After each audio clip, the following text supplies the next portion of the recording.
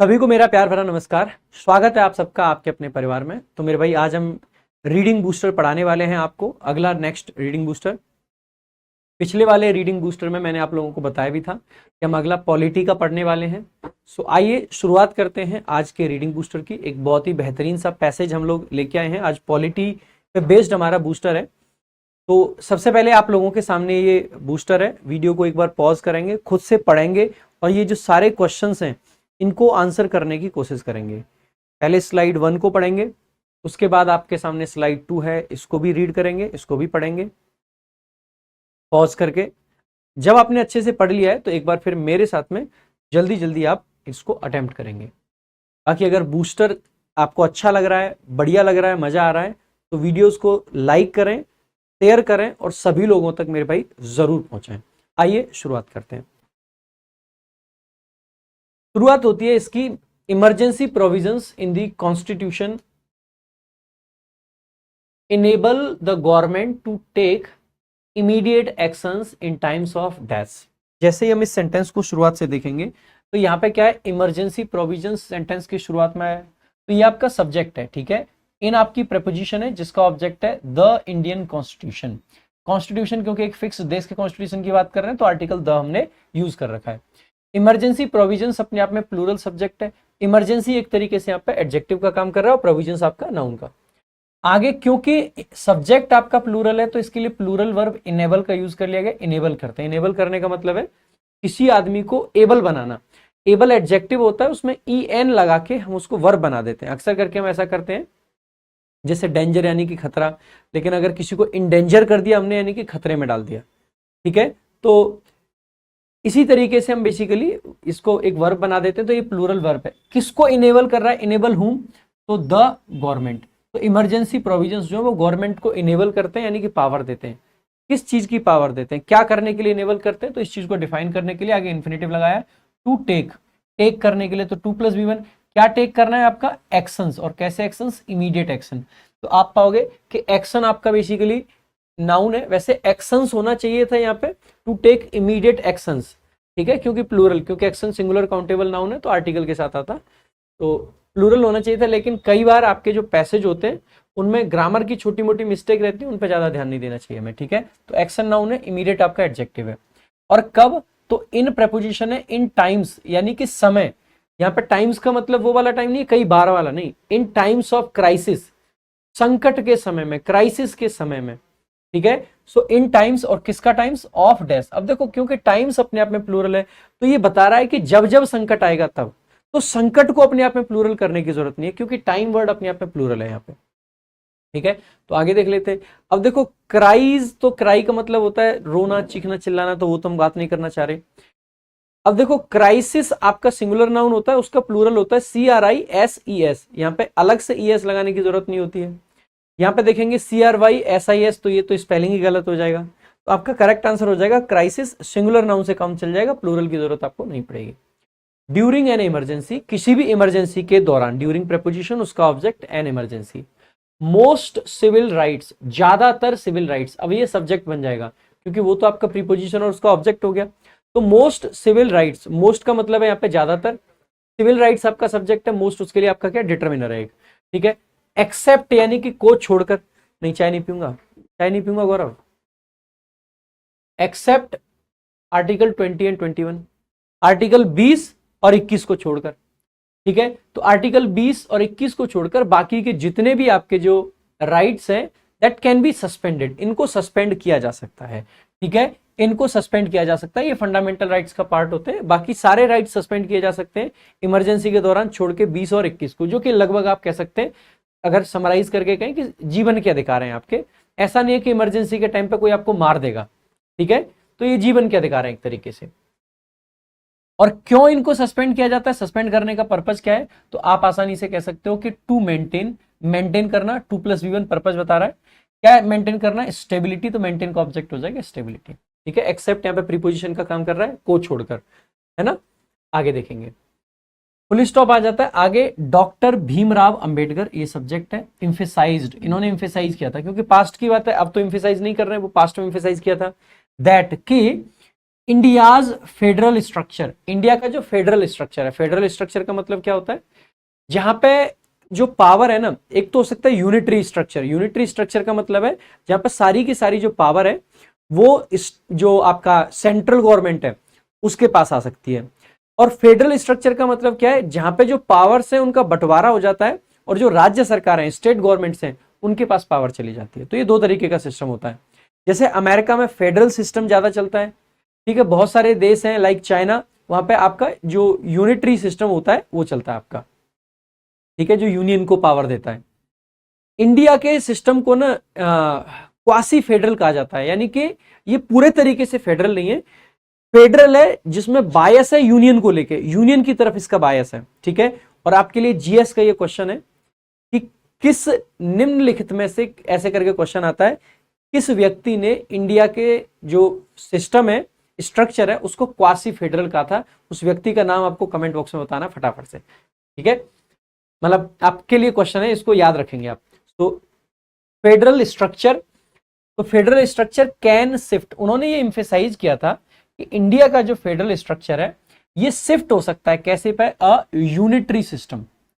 तो यूनिटरी यानी कि जहां पे यूनियन की पावर चलेंगी, कब, तो ड्यूरिंग प्रपोजिशन, उसका ऑब्जेक्ट हो जाएगा इमरजेंसीज, इमरजेंसीज के दौरान। ऐसा क्यों होगा, तो इसका पर्पज बता दिया, टू प्रिवेंट, प्रिवेंट करना यानी कि रोकना, बचाना, किस चीज को रोकने के लिए, डिक्टेटरशिप, डिक्टेटरशिप को रोकने के लिए, एंड डैश कन्फ्लिक्ट्स, और कन्फ्लिक्ट्स को रोकने के लिए। कौन से कन्फ्लिक्ट्स की बात कर रहे हैं, सबसे पहले इंटीरियर, देखो इंटीरियर भी अंदर का दिखाता है, इंटरनल भी अंदर का दिखाता है, अल्टीरियर का मतलब होता है हिडन एक तरीके से, अल्टीरियर तो ये तो आएगा नहीं, इनसाइड भी अंदर को दिखाता है, इनसाइड एक प्रपोजिशन है। और हमें यहाँ पे क्या चाहिए, आप पाओगे कि कन्फ्लिक्ट्स आपका नाउन है, इसके लिए हमें बेसिकली क्या चाहिए, एक एडजेक्टिव चाहिए। तो अगर एडजेक्टिव चाहिए तो इनसाइड नहीं आ सकता है, ठीक है, इनसाइड नहीं आ सकता है। इसके अलावा और आपका क्या बचे, एक तो इंटीरियर है और एक है इंटरनल। इंटीरियर होते हैं घरों के, और इंटरनल होते हैं जैसे देश की इंटरनल प्रॉब्लम्स हो गई, जैसे हमारा विदेश मंत्रालय, मिनिस्ट्री ऑफ एक्सटर्नल अफेयर्स, बाहर की चीजों का। तो एक बाउंड्री के अंदर की जो चीजें हैं वो इंटरनल है, उस बाउंड्री के बाहर की चीजें क्या है, एक्सटर्नल है। लेकिन एक बिल्डिंग के अंदर की जो चीजें वो इंटीरियर है, और बाहर की जो क्या है वो एक्सटीरियर है। जैसे इंटीरियर वॉल्स हो सकती हैं आपकी, एक्सटीरियर वॉल्स हो सकती हैं आपकी। जब आपको घर पर पेंट कराना होगा तो आप जाओगे किसी व्यक्ति के पास, वो पूछेगा कि सिर्फ इंटीरियर कराना है या एक्सटीरियर भी कराना है आपको। लेकिन व्हेन वी डिस्कस प्रॉब्लम्स तो इंटरनल प्रॉब्लम्स होगा, तो करेक्ट आंसर हो जाएगा इंटरनल आपका। रिसेंटली आपके सीजीएल का एग्जाम जो हुआ था प्री में, उसमें इस पे बेस्ड एक क्वेश्चन भी आया हुआ था, ठीक है। तो इंटरनल कन्फ्लिक्ट्स जो होते हैं उनको प्रिवेंट करना है और डिक्टेटरशिप को प्रिवेंट करना है, इसीलिए बेसिकली जो यूनिटरी सिस्टम यहां पे लाया जा सकता है, ठीक है। द फ्रेमर्स, फ्रेमर्स यानी कि बनाने वाले, किस चीज को बनाने वाले, तो ऑफ प्रेपोजिशन, उसका ऑब्जेक्ट कॉन्स्टिट्यूशन। तो कॉन्स्टिट्यूशन को बनाने वाले, कॉन्स्टिट्यूशन के साथ द आ रहा है क्योंकि डेफिनेट कॉन्स्टिट्यूशन, इंडिया के कॉन्स्टिट्यूशन की बात कर रहे हैं हम। और फ्रेमर्स भी डेफिनेट है, किस चीज के फ्रेमर्स, कॉन्स्टिट्यूशन के, इसलिए इसके साथ भी द आ रखा है। डिबेटेड, उन्होंने ये डिबेट की, डिबेट करी यानी कि बहस करी, किस चीज पे, द कंडीशंस, वो कंडीशंस को डिबेट किया उन्होंने, फॉर डिक्लेयरिंग एन इमरजेंसी, एक इमरजेंसी को डिक्लेयर करने की कंडीशंस पे उन्होंने बेसिकली काफी सारी डिबेट करी थी, ठीक है। So debated the conditions for declaring an emergency. Historical challenges, जो जैसे जिस टाइम पे हमारा कॉन्स्टिट्यूशन बना, तो उस टाइम पे कॉन्स्टिट्यूशन में सबसे बड़ा जो रोल प्ले किया, वो उस टाइम पे जो सिचुएशंस थी उनके हिसाब से क्या क्या चीजें उस टाइम पे समझ आई इन्होंने। बहुत सारे लोग ये कहते हैं कि पूरा बोरोड कॉन्स्टिट्यूशन था, बहुत सारे लोग कहते हैं कि जब कॉन्स्टिट्यूशन में ओरिजिनली ये चीज लिखी गई तो इसको चेंज क्यों किया जाए, जब ओरिजिनल लोगों ने सही समझा तो अब चेंज क्यों, मोदी जी बदलाव क्यों कर रहे हैं। उस टाइम पे एक अलग कॉन्टेक्स्ट था, आज एक अलग कॉन्टेक्स्ट है, तो लिमिटेड बदलाव जरूरी है। लेकिन ऐसा भी नहीं कि पूरे को चेंज करके रख दो, क्योंकि फिर तो जो हमारे कॉन्स्टिट्यूशन का ओरिजिनल आइडिया वही खत्म हो जाएगा। फिर तो जो पाकिस्तान में, श्रीलंका में, नेपाल में होता आया है कि हर 10 साल में कॉन्स्टिट्यूशन बदल दो, वो वाला काम हो जाएगा। फिर देश के अंदर स्टेबिलिटी नहीं आएगी। देश के अंदर अगर स्टेबिलिटी रखनी है तो कॉन्स्टिट्यूशन का फोर्स में रहना और कॉन्स्टिट्यूशन का बड़े लेवल पर बदलाव ना होना बहुत जरूरी है। और नए समय के साथ, मॉडर्न टाइम्स के साथ में अगर देश को आगे बढ़ना है, आगे चलना है, तो कॉन्स्टिट्यूशन में समय के साथ बदलाव भी जरूरी है। इसीलिए हमारे में कॉन्स्टिट्यूशन में जो आर्टिकल 367 है, आई गेस, जो अमेंडमेंट को लेकर रखा गया है कि कॉन्स्टिट्यूशन में अमेंडमेंट किए जा सकते हैं, और उसके लिए अलग अलग तरीके की चीजें, ऐसी चीजें जिनको समय के साथ बदलना जरूरी है, उनको बेसिकली नॉर्मल मेजोरिटी से बदला जा सकता है। ठीक है, उसके लिए स्पेशल मेजोरिटी नहीं चाहिए। कुछ चीजें जो बहुत बड़े लेवल पर प्रभाव डालती हैं उनके लिए स्पेशल मेजोरिटी की जरूरत पड़ती है। कुछ चीजें ऐसी जिन पे स्टेट पे, जो फेडरल सिस्टम पे प्रभाव डालती हैं, उन पे स्पेशल मेजोरिटी के साथ साथ में जो स्टेट गवर्नमेंट्स हैं उनकी भी मेजोरिटी चाहिए होती है। तो ये बहुत सारी चीजें हैं जिससे कि कॉन्स्टिट्यूशन को हम, आज भी हमारा कॉन्स्टिट्यूशन अच्छे से फोर्स में है और चल रहा अच्छे से, है ना, उसका कारण यही है। तो आगे देखेंगे। तो जब हिस्टोरिकल चैलेंजेस, अब तक जो हिस्ट्री में उस टाइम तक जो चैलेंजेस थे, जैसे कि कास्टिसिज्म उस टाइम पे बहुत बड़ा मुद्दा था। इसके अलावा कम्युनल टेंशंस, एक दूसरी कम्युनिटीज के बीच में, हिंदू मुस्लिम्स के बीच में बहुत ज्यादा जो लड़ाइयां थी, उन चीजों को ध्यान में रखा गया। इसके अलावा कश्मीर का इशू एक बहुत ही बर्निंग इशू था उस टाइम पे, उसको ध्यान में रखा गया। इसके अलावा जो कम्युनिस्ट अपराइजिंग्स हो रही थी, कम्युनिस्ट जो आंदोलन हो रहे थे, उनको ध्यान में रखा गया। लेड टू, और इनकी वजह से क्या हुआ, ये इन सभी की वजह से क्या रिजल्ट हुआ, तो लीड के साथ में टू प्रेपोजिशन आ गया, द इंक्लूजन। इंक्लूजन होता है किसका, ऑफ आर्टिकल 352, 356 एंड 360। 352 जो कि इमरजेंसी लगाता है, जो कि अभी आर्म्ड रिवेलियन है, पहले जो था वो इंटरनल डिस्टर्बेंस हुआ करता था। जो कॉन्स्टिट्यूशन अमेंडमेंट नंबर 44 हुआ था, 44 से पहले इसमें आर्म्ड वो था, सॉरी इंटरनल डिस्टर्बेंस था। इंटरनल डिस्टर्बेंस होगी तो ये इमरजेंसी लगाई जा सकती है, जिसमें सारी पावर जो यूनियन गवर्नमेंट के पास में आ जाएगी, और जो यूनियन गवर्नमेंट है वहां पे चुनाव भी नहीं करा सकती, तो उसका जो टेन्योर है वो भी एक्सटेंड हो सकता है। लेकिन जब 1975 में जो इमरजेंसी लगाई गई इंदिरा गांधी के द्वारा, तो उसके बाद में जब मोरारजी देसाई की गवर्नमेंट आती है तो उन्होंने सबसे पहले यही काम किया कि इस इमरजेंसी का ये सब पूरा ढांचा बदल के रख दिया। तो 44वां कॉन्स्टिट्यूशन अमेंडमेंट एक्ट जो आया था वो वही लेके आए थे। 42वां एक बहुत बड़ा एक्ट था जो कि इंदिरा गांधी के द्वारा लाया गया था, आई गेस 1976, और 1978 में 44वां आया था। ठीक है, ईयर थोड़ा एक बार कंफर्म कर लेना, बिकॉज ईयर्स वगैरह याद नहीं रहती उतनी मेरे को भी। ठीक है, सो 52वां वही दिखाता है जो इंटरनल डिस्टर्बेंस पे था पहले, और अभी वो बेसिकली आर्म्ड रिवेलियन पे है। जो 356वां आपका आर्टिकल है वो बेसिकली क्या दिखाता है, स्टेट इमरजेंसी को दिखाता है कि स्टेट में इमरजेंसी कब लगा सकते हैं। और 360 आपका किसको दिखाता है, स्टेट इमरजेंसी सबसे ज्यादा यूज होती है, बहुत बार यूज हुई है, लगभग 32, 33, 35 बार यूज हो गई होगी अब तक। 360 जो वो फाइनेंशियल इमरजेंसी को दिखाता है, जो कि कभी भी इन्वोक अब तक नहीं करी गई है। ठीक है, तो दीज प्रोविजंस वर डिजाइंड, इनको डिजाइन किया गया था। सो दीज प्रोविजन सब्जेक्ट है, वर आपकी हेल्पिंग वर्ब है, डिजाइन मेन वर्ब है। वर प्लस V3 पैसिव को दिखा रहा है। ये प्रोविजंस ने कुछ डिजाइन नहीं करा, इनको डिजाइन किया गया, इनको बनाया गया। क्यों बनाया गया, पर्पस क्या था, तो टू हैंडल, हैंडल करने के लिए। क्या हैंडल करना था, handle what, national security threats. National security threats जो कि ऑब्वियसली बात है 352 कर रहा था। एडमिनिस्ट्रेटिव फेलियर्स जो कि 356 कर रहा था। इसके अलावा फाइनेंशियल क्राइसिस जो कि 360 करेगा, मतलब को उस इंटेंशन से रखा गया है। Part 13 of the constitution classifies, जो 13वां पार्ट है उसके अंदर इमरजेंसीज दी गई है सारी की सारी, किसका, ऑफ द कॉन्स्टिट्यूशन क्लासिफाइज। अब देखो पार्ट 13 आपका सब्जेक्ट है, एक पार्ट है, तो ऑब्वियसली बात है सिंगुलर वर्ब आएगी तो क्लासिफाइज आ गया। क्या क्लासिफाई करता है, emergencies. When we classify something, तो आगे क्या प्रेपोजिशन आता है, classify something into some parts. So classify into, तो इनटू आपका प्रेपोजिशन एक बार देख लीजिए, इनटू थ्री टाइप्स में करते हैं, तो क्या हो जाएगा, बिटवीन नहीं होगा, टू नहीं होगा, इन नहीं होगा, ऑब्वियसली बात है क्या आंसर हो जाएगा आपका, इनटू आंसर हो जाएगा। ठीक है, article 352 provides for a national emergency. जो 352 है ये नेशनल इमरजेंसी प्रोवाइड करता है इन केसेस ऑफ वॉर। किस केसेस में, ऑफ वॉर, एक्सटर्नल एग्रेशन, जो बाहर से कोई देश अगर हम पे हमला कर रहा है तो वो एक्सटर्नल एग्रेशन कहा जाएगा, और आर्म्ड रिवेलियन, अगर देश के अंदर आर्म्ड रिवेलियन हो जाता है कि लोग हथियार उठा लेते हैं तो भी आपका ये लगा सकते हैं। आर्म्ड रिवेलियन का मतलब है हथियार उठा के लोग अगर प्रोटेस्ट करने लग जाए। जैसे मान लीजिए अभी एसएससी एग्जाम्स में इतनी ज्यादा इरेगुलरिटीज चल रही हैं, अभी हम लोग जाते हैं सीजीओ कॉम्प्लेक्स पे बैठ के अगर अच्छे से धरना देते हैं, प्रोटेस्ट करते हैं, सो ये कोई आर्म्ड रिवेलियन नहीं है, ये जस्ट एक प्रोटेस्ट है। लेकिन मान लीजिए कुछ ऐसे लोग आ जाते हैं एकदम बंदूक लेके खड़े हो जाते हैं, फायर वायर करने लग जाते हैं, ये आर्म्ड रिवेलियन है एक तरीके से, तो उस एरिया में बेसिकली धारा 144 लग जाती है। वैसे नॉर्मली भी अगर कहीं पे प्रोटेस्ट होता है सो धारा 144 लग जाती है, एक तरीके से कर्फ्यू जैसी हालत होती है उसमें।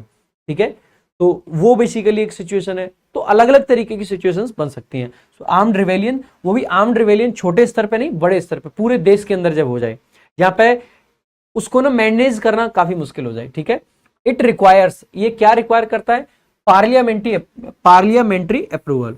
तो पार्लियामेंट का अप्रूवल चाहिए एंड रिमेन्स इन इफेक्ट, और ये इफेक्ट में रहता है। तो इट सब्जेक्ट है, रिक्वायर्स वर्ब है, उसका ऑब्जेक्ट है पार्लियामेंट्री अप्रूवल, एंड आपका कंजंक्शन है, फिर से एक वर्ब आ गई रिमेन, और कब तक रिमेन का मतलब रहता है, किस चीज में रहता है, इन इफेक्ट, इफेक्ट में रहता है कितने दिन के लिए, फॉर 1 मंथ, 1 महीने के लिए, डैश। अब डैश आगे क्या है, तो हम कह सकते हैं शुरुआत में 1 महीने के लिए चलता है, फिर 6 महीने के लिए इसको बढ़ाया जा सकता है। तो देखो ऑब्वियस सी बात है, फाइनली नहीं रहेगा, क्योंकि 1 महीना फाइनल नहीं हो सकता है, वो इनिशियल है, टोटली नहीं होगा, प्रोविजनली नहीं, मतलब प्रीवियसली नहीं होगा, इनिशियली आपका करेक्ट आंसर हो जाएगा।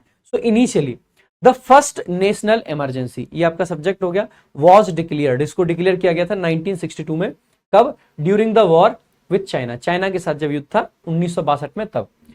फॉलोड बाई, जिसके बाद में दूसरी इमरजेंसी आती है, the controversial 1975 emergency imposed by Indira Gandhi, जिसके बाद में दूसरी कौन सी आई, ये फॉलोड।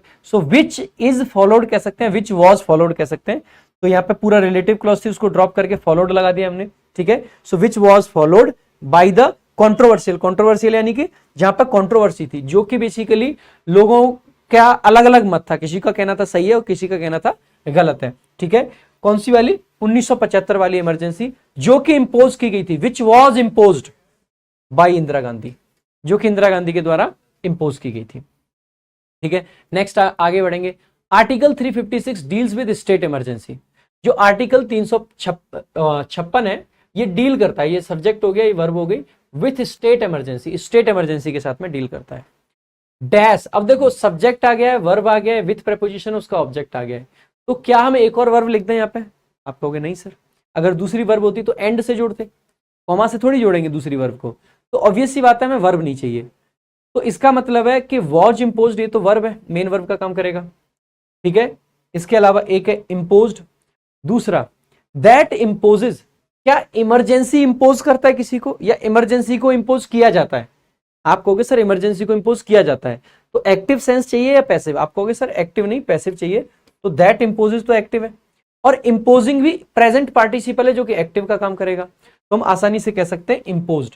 इंपोज्ड का यहां पे जो सेंस है वो क्या है, विच इज इंपोज्ड या that is imposed, which is imposed, और यहां पे मैंने दैट इसलिए नहीं लिखा है, कॉमा के बाद कभी दैट नहीं आता है, तो विच इज इंपोज्ड यहां पे कहने का मतलब है, तो इंपोज्ड लिखें या विच इज इंपोज्ड लिखें, बात एक ही है। तो विच इज इंपोज्ड व्हेन, कब इंपोज की जाती है, जब, तो व्हेन कंजंक्शन है, अ स्टेट गवर्नमेंट, ये सब्जेक्ट है, फेल्स टू फंक्शन, वो फेल कर जाती है फंक्शन करने में, और कैसे फंक्शन करने में, according to constitutional provisions, constitutional provisions के हिसाब से फंक्शन नहीं कर पाते जब स्टेट गवर्नमेंट, तो वहां पे इमरजेंसी लगती है। यहाँ पे एक चीज नोटिस करना, अकॉर्डिंग टू जो है, अकॉर्डिंग टू का मतलब है के मुताबिक, हम अक्सर करके बोल देते हैं according to me, according to me कहना गलत होता है, हमें कहना चाहिए in my opinion, according to Ram कहना सही है, अकॉर्डिंग टू मोहन कहना सही है, अकॉर्डिंग टू राधिका कहना सही है, बट अकॉर्डिंग टू मी कहना गलत है, अकॉर्डिंग टू मी की जगह पे मैं कहना चाहिए इन माय ओपिनियन, ठीक है। आगे देखेंगे, इन सच केसेस, और ऐसे केसेस में द प्रेसिडेंट यानी कि हमारे जो राष्ट्रपति हैं, कैन अज्यूम स्टेट एडमिनिस्ट्रेशन, यहाँ पे अज्यूम का मतलब ये नहीं कि सोचना कुछ, यहाँ पे अज्यूम करने का मतलब पावर अपने हाथ में ले लेना, ही अज्यूम्ड पावर, ही अज्यूम्ड पावर यानी कि उसने शक्तियां, जो पावर्स हैं, जो अथॉरिटी है, वो अपने हाथ में ले ली, अपने पास ले ली। So the president can assume powers, the president can assume administration, तो एडमिनिस्ट्रेशन उन्होंने अपने हाथ में ले लिया, based on the governor's report, और गवर्नर की जो रिपोर्ट होती है उसके आधार पर ये बेस्ड होता है।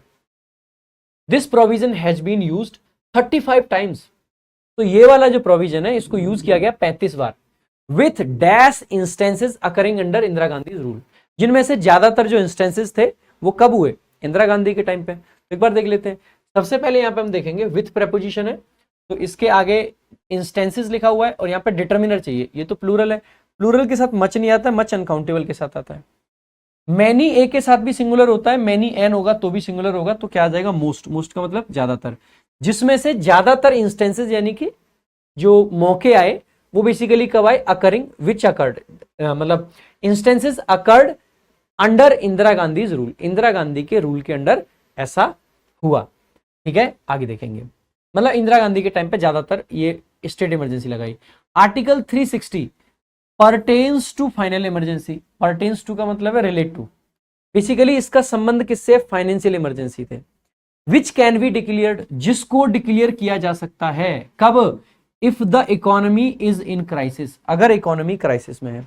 ये सबसे कम लगाई जाती है, या यूं कहूं कि अब तक नहीं लगाई गई है। क्यों, कोई सरकार ये मानने को तैयार ही नहीं होगी कि हमारी इकोनॉमी जो है क्राइसिस में, क्योंकि अगर फाइनेंशियल इमरजेंसी लगा तो ऑब्वियस सी बात है सरकार गिरनी है, दोबारा आएगी भी नहीं, क्योंकि तुम्हारे टाइम पे फाइनेंशियल इमरजेंसी लगा है। ठीक है, ऑब्वियस सी बात है।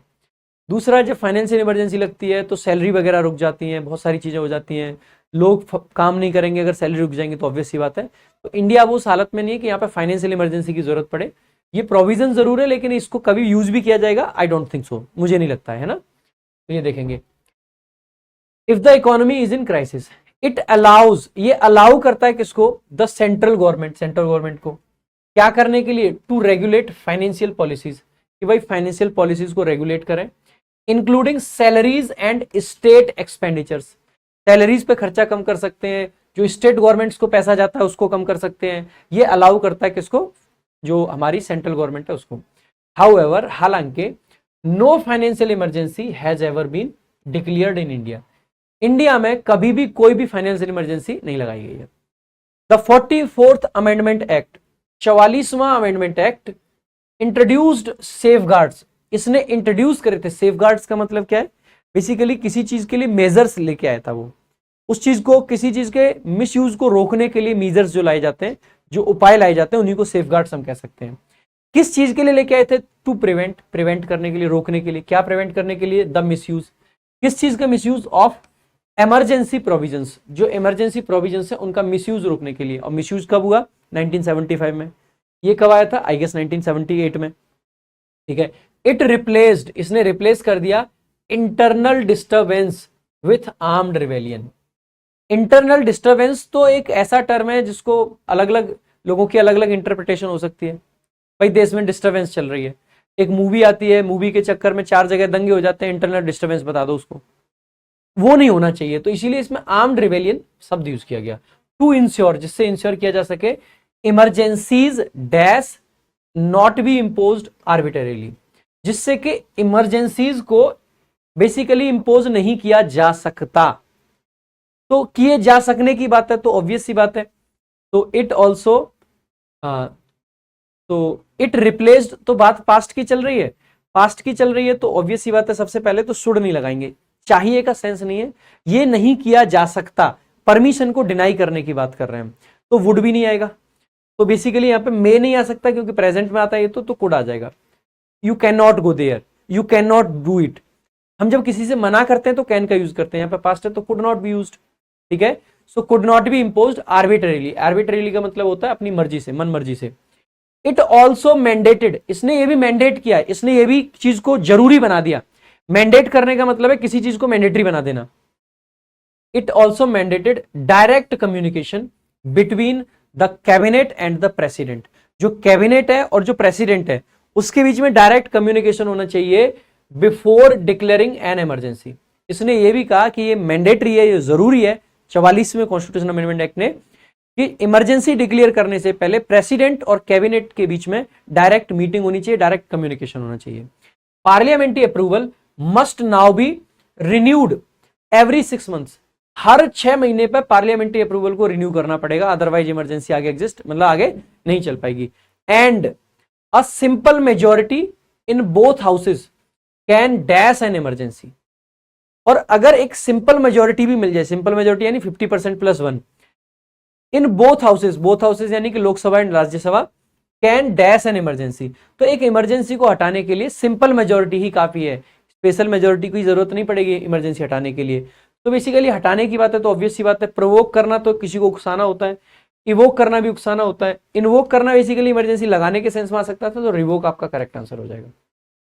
ठीक है, these reforms prevent excessive executive control while ensuring stability, ये जो रिफॉर्म्स हैं ये प्रिवेंट करते हैं एक्सेसिव एग्जीक्यूटिव कंट्रोल, जो बेसिकली प्राइम मिनिस्टर और प्रेसिडेंट है उनके पास में एक्सेसिव कंट्रोल ना हो, इसको ये बेसिकली क्या करते हैं, मतलब इंश्योर करते हैं और बेसिकली स्टेबिलिटी लेके आते हैं। ठीक है, आ जाइए भाई, पूरा का पूरा पैसेज पॉलिटी का था आपका आज का।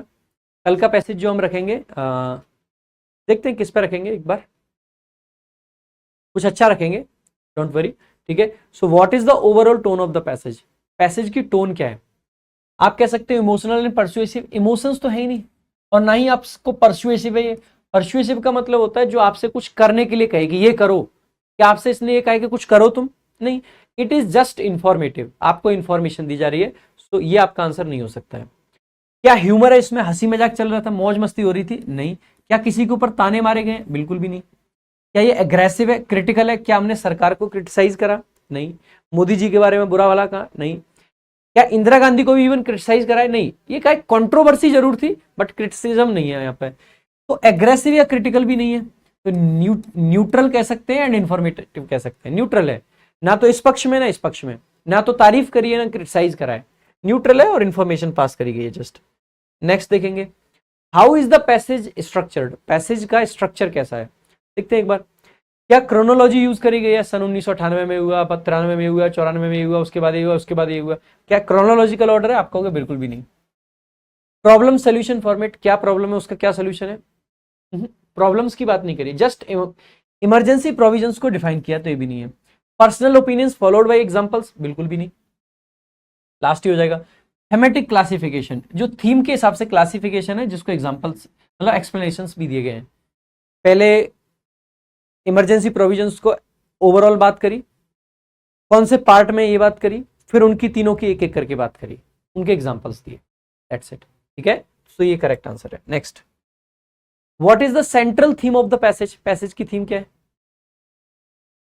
The importance of financial policies in governance, नहीं, फाइनेंशियल नहीं, ये आपकी इमरजेंसी पावर्स पे बेस्ड है। The role of doctor Bhimrao Ambedkar, नहीं, बिल्कुल भी नहीं। The impact of Indira Gandhi's government on emergency provisions, नहीं, फिर तो ये बताते क्यों लगाई थी, कब लगाई थी, क्या उसका इंपैक्ट रहा, ये तो मैंने आपको एक्स्ट्रा जानकारी दी, लेकिन पैसेज में ये सब नहीं था। The classification and evolution of emergency provisions in India, बिल्कुल सही बात है, कैसे कैसे उनको क्लासिफाई किया है, उनमें क्या चेंजेस आए हैं, ये बताया गया, तो ये करेक्ट आंसर है। नेक्स्ट देखेंगे अगला, what can be inferred about the impact of 44th amendment act on emergency provisions, 44वें इमरजेंसी जो अमेंडमेंट है उससे क्या फर्क पड़ा है? देखो, it completely eliminated the possibility of imposing an emergency, नहीं, ऐसा नहीं है कि अब इमरजेंसी लगाई नहीं जा सकती, ऐसा बिल्कुल नहीं है। इसने क्या करा है कि कुछ सेफ गार्ड्स इंट्रोड्यूस करें जिससे कि मिसयूज को प्रिवेंट किया जा सके। It weakened the role of parliament, ऐसा भी नहीं है, वीकन नहीं किया, मजबूत किया है, पार्लियामेंट को मजबूत किया है। It granted the prime minister absolute authority, नहीं, प्राइम मिनिस्टर कोई नहीं है भाई, प्रेसिडेंट और कैबिनेट और पार्लियामेंट सबका मिला जुला है। It introduced stricter checks, checks का मतलब है कि भाई ये भी चीज होनी चाहिए, ये भी चीज होनी चाहिए, ठीक है, to prevent arbitrary use of emergency powers.